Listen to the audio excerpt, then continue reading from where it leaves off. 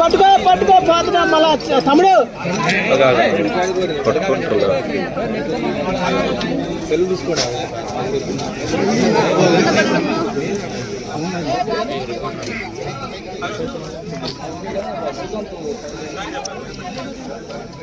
ఇటే పడదా అని చెప్పినట్టు ఇటే ఉంది.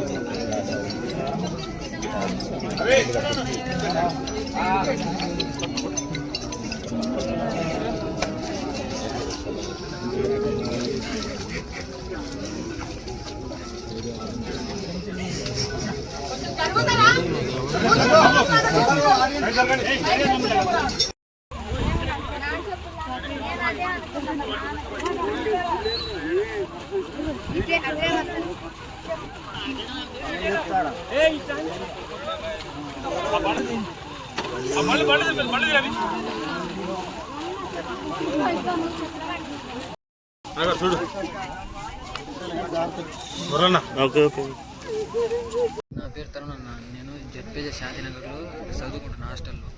అయితే మా సారు నాకు ట్యూటర్ చెప్తారు హిందీ. అయితే ఆ సారు అది మధ్యాహ్నం గొడ్డలు తీసుకొని చేనుగాడి ఇచ్చి పోరా అన్నాడు.